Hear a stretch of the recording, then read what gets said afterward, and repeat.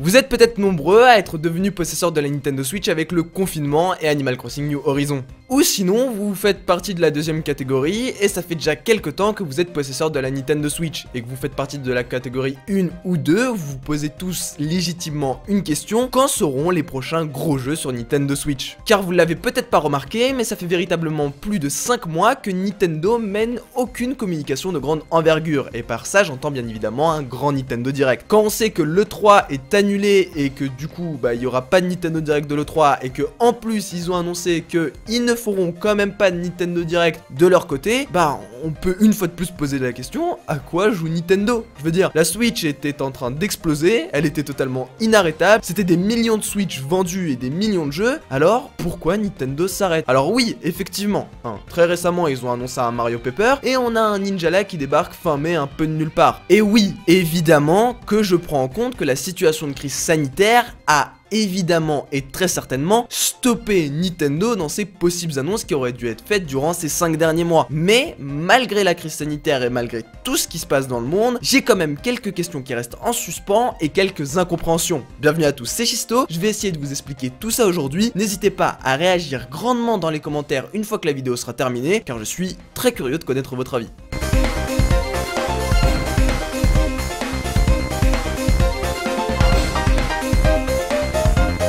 Déjà, si on devait comparer Nintendo aux autres constructeurs, on pourrait parler de Sony et Microsoft. Alors effectivement, Sony et Microsoft se retrouvent dans une année particulière qui les force peut-être à continuer un peu leur campagne marketing. Car oui, vous le savez certainement tous, on se retrouve sur l'année de la nouvelle génération de consoles. Néanmoins, Sony et Microsoft, malgré tout ce qui se passe, ça fait plusieurs années qu'ils travaillent sur tout cela. Ils se sont pas réveillés 3 mois avant pour travailler la next-gen. Donc évidemment que beaucoup de choses qui auraient dû être annoncées dans ce laps de temps étaient déjà prêtes. Ce qui explique pourquoi Sony et Microsoft continuent quand même leur campagne marketing. Alors on le remarque, évidemment qu'ils vont un peu au reculon, que les annonces ne sont pas faites comme il aurait dû être faites. On remarque d'ailleurs l'annulation de l'E3, mais ils y vont quand même. À reculons, mais ils y vont quand même. Alors est-ce que le fait qu'ils y vont quand même, c'est justifié par le fait qu'ils sont dans une année particulière et l'année de la next-gen? Bonne question. En tout cas, ces constructeurs continuent à faire des petites annonces, ils s'adaptent à la situation actuelle en menant des formats digitalisés. Et du coup, la question se pose encore plus dans le cas de Nintendo. Je veux dire, c'est les pros du format digitalisé. Ils font que des formats digitalisés. Les Nintendo Direct sont des formats qui sont préenregistrés. Donc ils étaient largement adaptés à la situation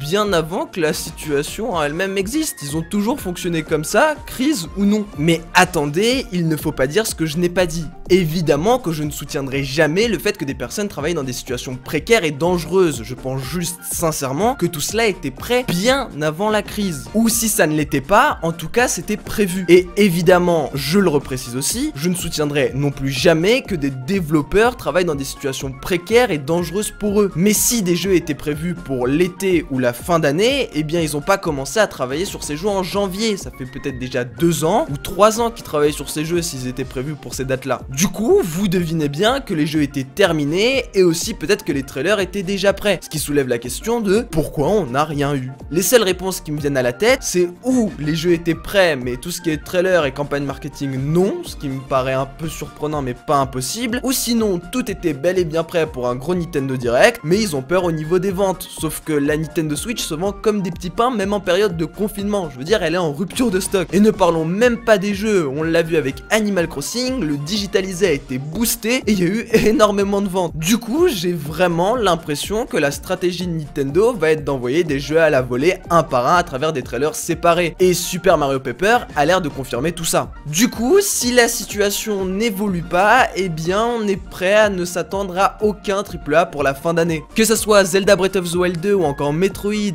et même les grandes rumeurs qui parlaient de l'arrivée d'anciens Mario, il est possible que tout ça n'arrive pas cette année. Ou sinon, Nintendo attend juste que la situation évolue un peu pour tout balancer. Il pense vraiment que la situation actuellement est trop radicale. Ce qui est aussi très possible. Et du coup, il est possible que cette année vous regrettiez l'achat de la Nintendo Switch. Alors effectivement, si vous êtes nouveau joueur, vous avez plein de jeux à vous mettre sous la dent, que ce soit Smash Bros Ultimate, Pokémon ou encore les jeux Mario. Et évidemment, on met pas dans le tas tous les jeux indés, les Splatoon et tous ces jeux comme ça. Mais si vous êtes un joueur de longue date de la Nintendo Switch, eh bien il est fort possible que vous avez plus rien à vous mettre sous la dent, à part les quelques jeux qui vont arriver à la volée. Mais attention, il est aussi très possible que des AAA soient annoncés à la volée. Ce que je considère à la volée, c'est genre Mario Paper qui sort de nulle part et que nous annonce dans un trailer comme ça au pop-up, je l'avais même pas vu venir celle-là. Alors oui, évidemment, cette vidéo peut être un peu pessimiste, mais je décris juste une situation qu'on vit depuis 5 mois, et honnêtement, si Animal Crossing ne serait pas arrivé pour sauver un peu tout ça, eh bien, la Nintendo Switch, ça aurait été une histoire bien vide. En espérant qu'il y ait un autre jeu qui arrive pour rebalancer des choses et qui nous donne quoi jouer, honnêtement, je pense pas que ce sera le cas de Super Mario Paper, ça sera un jeu à succès, mais pas autant que l'a été Animal Crossing ou encore Épée et Bouclier. Après, il est très possible que je me trompe, je suis pas forcément partisan de la saga Mario Paper, faudrait peut-être que je m'y essaye et peut-être que ça sera le deuxième jeu du déconfinement, mais on verra bien. En tout cas, j'espère que vous n'allez pas regretter votre achat de la Nintendo Switch pour cette année et que vous aurez quand même des jeux à vous mettre sous la dent. N'hésitez pas à me donner votre avis dans les commentaires. Est-ce que mon avis est trop radical ou trop pessimiste? Je suis curieux de savoir ce que vous en pensez. Quels sont les jeux sur la Nintendo Switch que vous attendez avec impatience? Dites-moi tout ça. N'hésitez pas à lâcher le petit pouce bleu, l'abonnement et le partage. C'était Chisto, portez-vous bien. Allez, bye tout le monde.